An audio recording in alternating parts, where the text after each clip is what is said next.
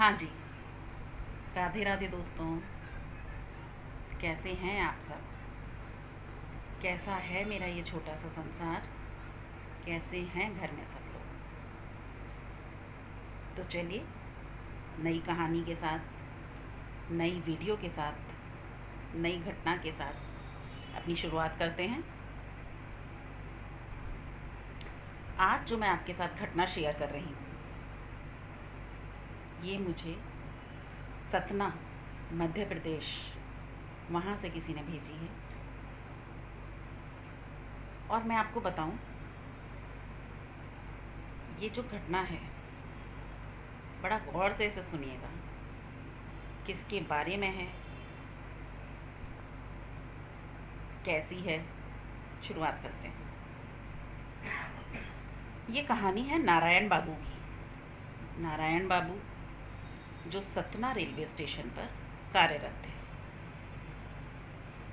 नारायण बाबू शादीशुदा थे। छोटा सा परिवार था उनका। घर में 2 बच्चे, पत्नी, सरकारी नौकरी थी उनकी। लेकिन यहाँ मैं एक बात आपको बता दूँ, ये जब की कहानी है, उस समय सरकारी नौकरियों में इतनी लोगों की आमदनी नहीं थी। सरकारी नौकरियाँ इतनी प्रभावशाली नहीं हुआ करती थी जितनी आज है। खैर, नारायण बाबू बिल्कुल सरल, सहज, एक सिंपल लाइफ जीने वाले इंसान थे। और शोबाजियों में, दिखावे में, बड़ी बड़ी बातों में, बड़ी बड़ी चीज़ों में, बड़े बड़े लोगों में उनका कहीं कोई इंटरेस्ट नहीं था। वो ज़मीन से जुड़े व्यक्ति थे। हर काम को बहुत सिंपल, सादा तरीके से करना, एक सादा लाइफ जीना, यही उनका मोटो था। खैर, नारायण बाबू का छोटा सा परिवार था, लेकिन जितनी उनको तनख्वाह मिलती थी, वो परिवार चलाने के लिए तो क्या, आधा महीना भी उस तनख्वाह से पार करना बहुत मुश्किल था उस परिवार के लिए। 2 बच्चे थे पढ़ने वाले, पत्नी थी, नारायण बाबू का खुद का खर्च, 4 लोगों का भरा पूरा परिवार था उनका। लेकिन वो 4 लोगों के लिए जितनी तनख्वाह उन्हें मिलती थी, वो नाकाफ़ी थी। लेकिन फिर भी नारायण बाबू खुश थे, उनका परिवार खुश था, उनकी धर्मपत्नी सेटिस्फाई थी उनके साथ बिल्कुल। कहीं कोई शिकायतें नहीं थी। हाँ, छोटी मोटी फरमाइशें बच्चों की ज़रूर हुआ करती थी। भाई, बच्चे तो बच्चे होते, उन्हें इन सब चीज़ों से क्या लेना देना। अब दुख की बात ये थी कि वो जो छोटी छोटी फरमाइशें थी उन बच्चों की, नारायण बाबू जब उन्हें भी पूरा नहीं कर पाते थे, तो उनका मन बहुत द्रवित होता था एज ए फादर। खैर, सब कुछ ठीक चल रहा था। लाइफ धीरे धीरे जैसे भी आगे बढ़ रही थी। अब एक रात नारायण बाबू अपना काम ख़त्म कर रात के लगभग 11:45 बज रहे थे, ओवर टाइम कर स्टेशन से बाहर निकलने ही वाले थे। अचानक नारायण बाबू का ध्यान बेंच पर गया, जहाँ एक साधु बाबा सो रहे थे। नारायण बाबू थोड़ा चौंके, क्योंकि पूरा स्टेशन खाली हो चुका था। परिंदा भी नहीं था वहाँ पर मारने के लिए। नारायण बाबू ने सोचा, ये कौन है जो इतनी रात को भी स्टेशन पर इस तरह। उन्होंने उन्हें उठाया, उन्होंने साधु बाबा को जगाया, उनसे पूछा कि बाबा, रात के 12 बजने जा रहे हैं, क्या बात है, आप यहाँ इतनी रात को? आपको पता है अब तो कोई ट्रेन भी नहीं बची, बस एक ट्रेन है जो थोड़ी देर में चली जाएगी। आप किस लिए यहाँ इतना रात में सो रहे हैं या आराम कर रहे हैं? बाबा नींद से जागे। बाबा ने कहा, बेटा, मुझे जाना तो बहुत दूर है और मैं इंतज़ार भी ट्रेन का ही कर रहा हूँ, पर मुझे नहीं पता मैं कैसे जा पाऊँगा, क्योंकि मेरी जेब में एक फूटी कौड़ी भी नहीं है। नारायण बाबू ने जब उनकी स्थिति सुनी, तो जैसा कि वो अपने स्वभाव से मजबूर थे, उनका कोमल हृदय द्रवित हो गया। उन्होंने कहा, आपको कहाँ जाना है? बाबा ने कहा, बहुत दूर जाना है, पर टिकट के लायक पैसे मेरे पास नहीं हैं, और अगर कहीं से मिल जाएंगे तो मैं अपनी यात्रा पूरी कर पाऊँगा। नारायण बाबू ने कहा, रुकिए आप। उन्होंने कुछ अपनी जेब में टटोला, जितने भी पैसे उनके पास थे उन्होंने बाबा के हाथ पर रखे और एक पर्ची लिखकर बाबा को दी कि आप ये पैसे रख लीजिए अपनी यात्रा के लिए, और अगर स्टेशन पर चढ़ते वक्त या ट्रेन में चढ़ते वक्त आपसे कोई पूछे तो आप ये पर्ची उसे दिखा दीजिएगा, वो मुझे जानता हो।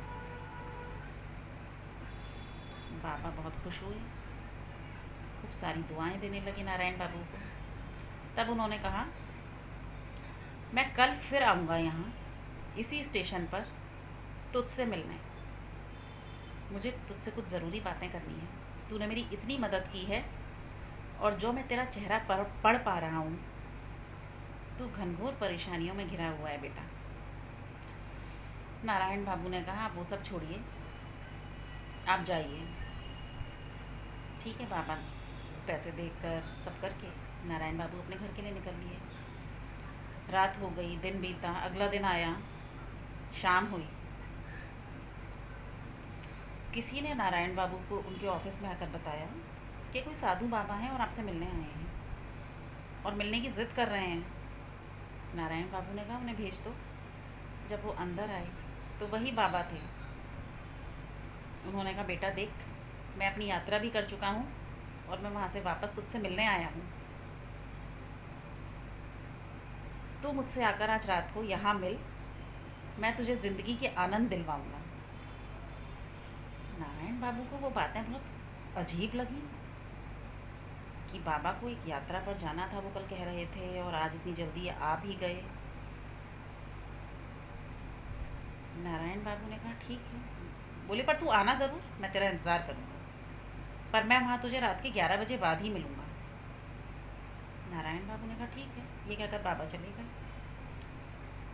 नारायण बाबू इंतज़ार कर रहे थे कि 11:15 बजे मैं घर से यहाँ से निकलूँगा, वहाँ पहुँचूँगा। जो पता उन्होंने दिया था उन साधु बाबा ने, जानते हैं वो कहाँ का था? नारायण बाबू को भी नहीं पता था। इतनी दूर ऑटो रिक्शा लेकर वो जैसे तैसे वहाँ पहुँचे। वो एक शमशान घाट था। अब तो नारायण बाबू की हवाइयाँ उड़ गईं। उन्हें समझ नहीं आ रहा था कि वो जाएं तो जाएं कहाँ इतनी रात को, और वहाँ यहाँ क्यों आ गए। और बाबा कहीं गलती से तो कुछ गलत पता नहीं दे गए? आखिर क्यों मिलना चाहते थे बाबा रात को मुझसे यहाँ पर? अनेकों सवाल थे उनके दिमाग में। पर अब आ चुके थे नारायण बाबू। अब उन्होंने कहा, जब आ ही गया हूँ तो बाबा से मिलकर ही जाऊँगा। वो आगे बढ़े, उन्होंने कदम आगे बढ़ाए, थोड़ा और आगे बढ़े तो एक रोशनी दिखी उन्हें, कुछ जल रहा था वहाँ। वो पहुँचे तो वो बाबा ही वहाँ अपनी साधना कर रहे थे। उन्होंने आवाज़ लगाई, बाबा। बाबा ने कहा, बैठ जाओ, मेरे पास आकर बैठ जाओ। तब नारायण बाबू बाबा के पास बैठे, जाकर डरते हुए, ठिठकते हुए कदमों से। मन में बहुत कुछ चल रहा था, पर पूछें तो पूछें कैसे बाबा से। तब बाबा ने उनसे कहा, देख, मैं एक अघोरी हूँ और मैं यहाँ नित्य साधना करता हूँ। डरने की कोई बात नहीं है। तूने जो मेरी मदद उस वक्त की थी ना, मैं उसी का कर्ज उतारना चाहता हूँ, इसीलिए तुझे यहाँ बुलाया है। तुझसे मुझे कुछ चाहिए नहीं, मेरा कोई लालच नहीं है। बस तेरी आर्थिक और मानसिक स्थिति का अंदाज़ा मुझे लग चुका है, इसीलिए मैंने तुझे यहाँ बुलाया है कि तेरा जीवन थोड़ा सा बदल सकूँ। सॉरी। नारायण बाबू बहुत घबरा रहे थे, क्योंकि देखिए वो एक बहुत सीधे, सरल, एकदम सिंपल इंसान थे। उन्हें ये बातें समझ नहीं आ रही थी। बाबा ने कहा, तूने कभी कोई सिद्धि की है? नारायण बाबू ने कहा, नहीं, मैं इस बारे में कुछ जानता भी नहीं। बाबा ने कहा, मैं तुझे एक सिद्धि करवा रहा हूँ, और जो सिद्धि अगर तेरी संपूर्ण हो गई ना, सफल हो गई, और वो तुझे मिल गई, तो कल का सवेरा तेरी ज़िंदगी का नया सवेरा होगा। तेरी और तेरे परिवार की ज़िंदगी बदल जाएगी। नारायण बाबू के मन में थोड़ा सा उत्साह भी हुआ, थोड़ी घबराहट। उन्होंने बताया, मैं तुझे कर्ण पिशाचनी की सिद्धि करवाने जा रहा हूँ। कर्ण पिशाचनी एक ऐसी सिद्धि जिसके नाम से भी लोग डरते हैं। आसान तो क्या, बहुत जटिल प्रक्रिया है, बहुत जटिल सिद्धि है। बड़े बड़े तांत्रिक जिसको करने से पहले 100 बार सोचते हैं। एक ऐसी सिद्धि जिसमें कहीं गलती से भी कोई गलती हो जाए तो जीवन वहीं ख़त्म, ज़िंदगी वहीं ख़त्म। एक बेहद खतरनाक और बेहद प्रकांड सिद्धि है कर्ण पिशाचनी की। पर नारायण बाबू को तो कुछ समझ ही नहीं आ रहा था। पहली बार उन्होंने ये सब सुना था, कुछ नहीं जानते थे वो इस बारे में। उन्होंने बाबा से कहा, ठीक है बाबा, मुझे आप पर भरोसा है। अगर आप इतना विश्वास दिला रहे हैं तो मैं चाहूँगा कि मेरी ज़िंदगी कल से बदले। और आप मेरा गलत क्यों चाहेंगे? बाबा ने कहा, अब तू घर जा, तू कल रात को ठीक 12 बजने में 5 मिनट पर मेरे पास आना। हम पूरी रात साधना करेंगे और फिर देख क्या होता है। नारायण बाबू घबराहट भरे कदमों से उठे, बाहर आए, अपने घर गए। लेकिन रात भर वो सो ना सके, क्योंकि मन में उत्साह भी था और खौफ भी था। पर बाबा की बातें कहीं ना कहीं उन्हें लुभा भी रही थी। अगले दिन सुबह पत्नी ने घर के खर्चों के बारे में कहा, बच्चों की फ़ीस, दुनिया भर के जो रोज़ के खर्चे। नारायण बाबू ने कहा, हाँ, शाम तक कोई ना कोई इंतज़ाम हो जाएगा। वो अपना ड्यूटी के लिए निकल लिए। पर आज उन्हें शाम का नहीं, उन्हें रात का इंतज़ार था। जो रात बहुत कुछ लेकर आने वाली थी उनके लिए। पर क्या सही में, क्या सब कुछ पॉजिटिव ही लेकर आने वाली थी वो रात? नारायण बाबू रात के 11 बजते ही उठे। समझ लीजिए पूरी शाम उन्होंने घड़ी देखते हुए काटी थी। ठीक 11:30 बजे वो उसी शमशान घाट के लिए रवाना हो गए। 11:45 बजे या 12 बजने में 10 मिनट पर वो वहाँ पहुँच चुके थे। अंदर गए। आज डर थोड़ा कम था, क्योंकि उन्हें पता था उन्हें कहाँ जाना है, किससे मिलना है, कहाँ मिलेंगे बाबा। बाबा ठीक उसी स्थान पर मिले जैसे बाबा भी उनके इंतज़ार में बैठे थे। बाबा ने उन्हें बिठाया और सिद्धि शुरू करने से पहले उन्हें सब कुछ साफ साफ बता दिया कि देख, ये सिद्धि जो हम करने जा रहे हैं ये आसान नहीं है, एक बहुत जटिल प्रक्रिया है। तू सोच ले, इसे करने से पहले अगर तूने ये सिद्ध कर ली तो तेरा जीवन बदल जाएगा। तुझे पीछे मुड़कर कभी देखना ही नहीं पड़ेगा। लेकिन इसके कुछ नकारात्मक पहलू भी हैं। अगर तुझसे कहीं कोई गड़बड़ हो गई उस सिद्धि को प्राप्त करने के बाद, तो वो तुझे छोड़ेगी नहीं। आसान सिद्धि नहीं है कर्ण पिशाचनी, उसे सिद्ध करना बहुत टेढ़ा काम है, एक जटिल प्रक्रिया है। तू पहले सोच ले, समझ ले, ये ठान ले कहीं कोई गलती ना हो कर्ण पिशाचनी को अपने साथ रखने में। वो हर दम हर क्षण तेरे साथ रहेगी, एक क्षण के लिए भी वो तुझे छोड़ेगी नहीं, हर पल तेरी मदद करेगी। और मैं नहीं, वही तेरी ज़िंदगी बदलेगी।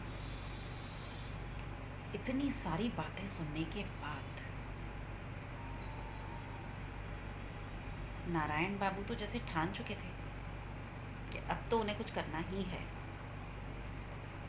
अब उन्हें सिर्फ बाबा की बताई हुई पॉजिटिव बातें ही दिख रही थीं, वही सुनाई दे रही थीं। अब जो बाबा ने नकारात्मक बातें बताई थीं, बाबा ने एक्चुअली उन्हें दोनों पहलुओं से अवगत करा दिया था। यहाँ बाबा की कोई गलती नहीं थी,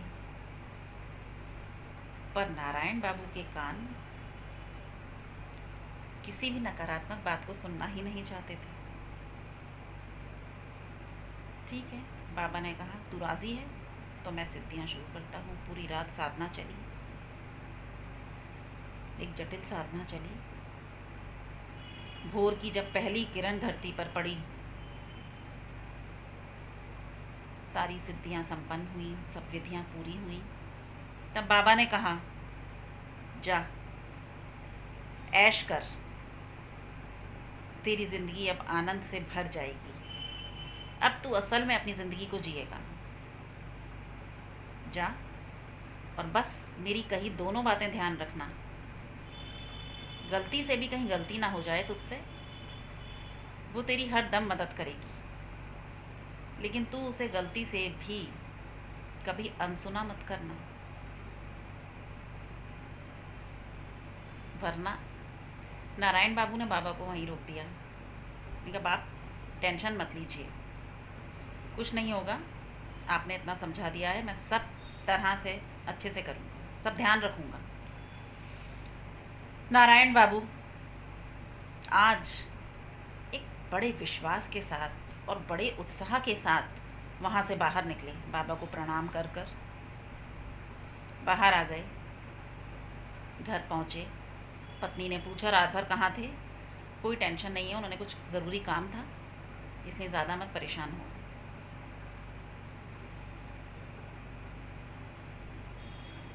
पत्नी ने उन्हें बताया जिस किराए के घर में वो रह रहे थे,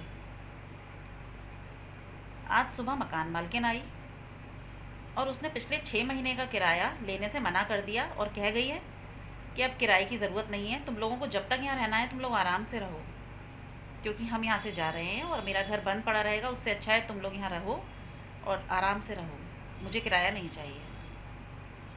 पत्नी के चेहरे पे वो खुशी देखकर नारायण बाबू थोड़ा सा चौंके, लेकिन फिर वो संभले, क्योंकि शायद उन्हें पता था कि क्या हो रहा है और शुरुआत हो चुकी है। एक्चुअली वो जब शमशान घाट से लौटे ना, वो अकेले नहीं लौटे थे, कोई उनके साथ लौटा था। समझ रहे हैं कौन उनके साथ लौटा था? किसको साथ लेकर लौटे थे नारायण बाबू? जी हाँ, वो अपने साथ कर्ण पिशाचनी को लेकर लौटे थे।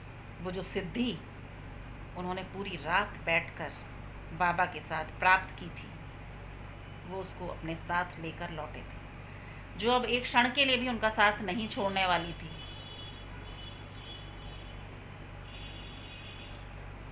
कर्ण पिशाचनी उनके कान में, धीरे धीरे नारायण बाबू को कुछ महसूस होने लगा, जैसे उनके आसपास हर वक्त कुछ मौजूदगी है किसी की। उनके कान में उन्हें कुछ आवाज़ें महसूस होती, लेकिन एक कान में, दोनों में नहीं, एक कान में। एक दिन उनके पड़ोसी का किसी से झगड़ा हो गया।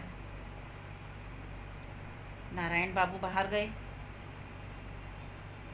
तभी उनके कान में कर्ण पिशाचिनी ने जो बताया, उसने कहा कि गलती इनकी नहीं है, गलती इनके बगल वाले की है, उसने ही सब कुछ इनके साथ किया है, जो भी था।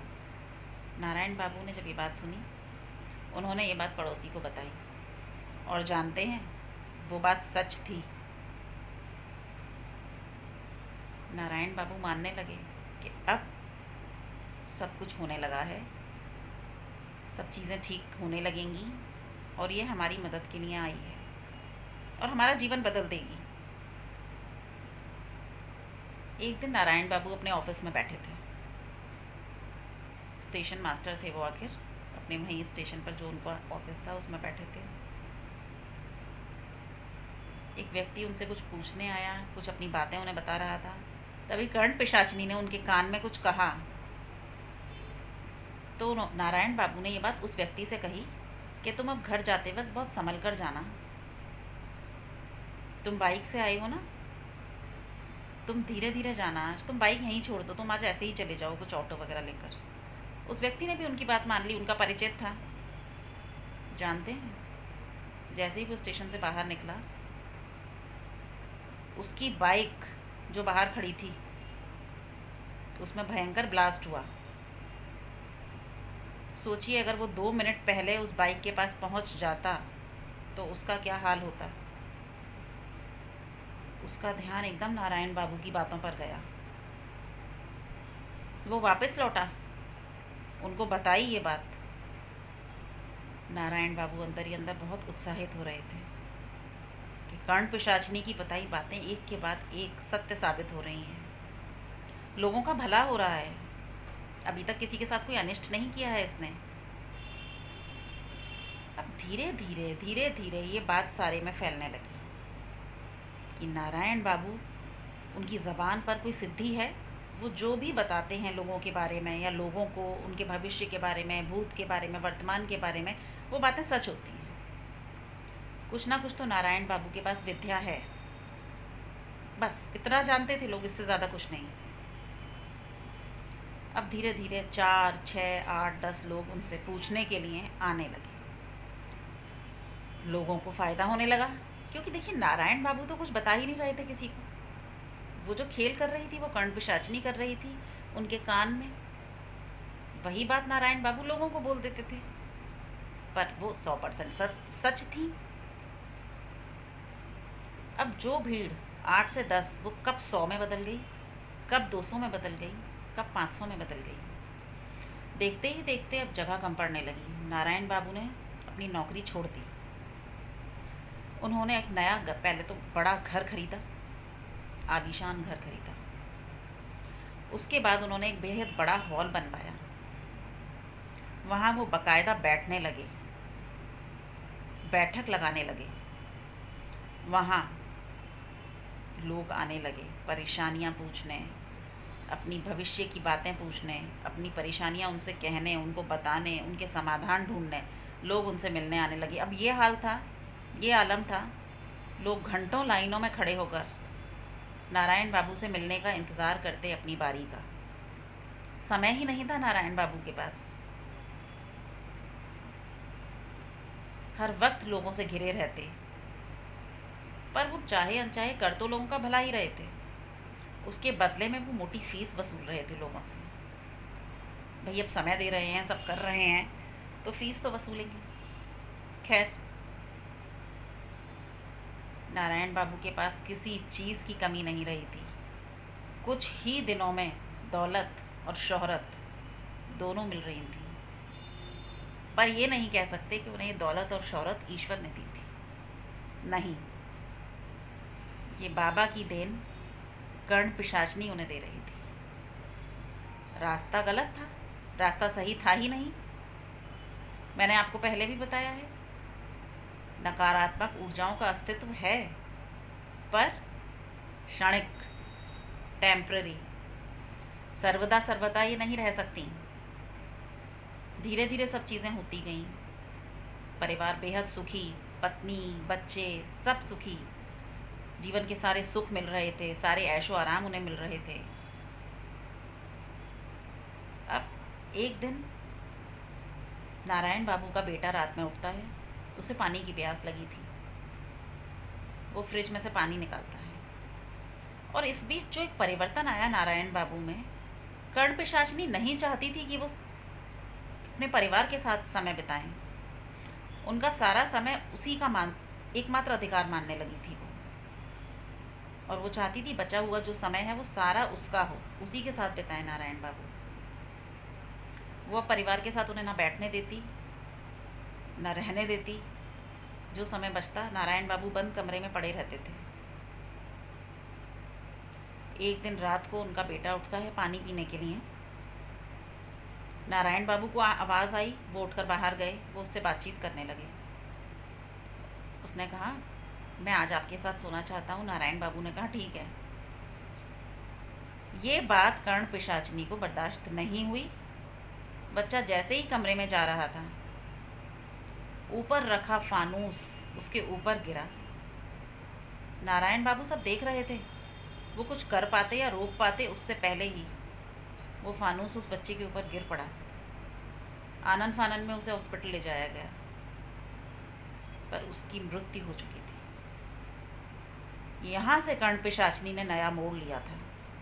उस बच्चे के प्राण उसने ले लिए थे।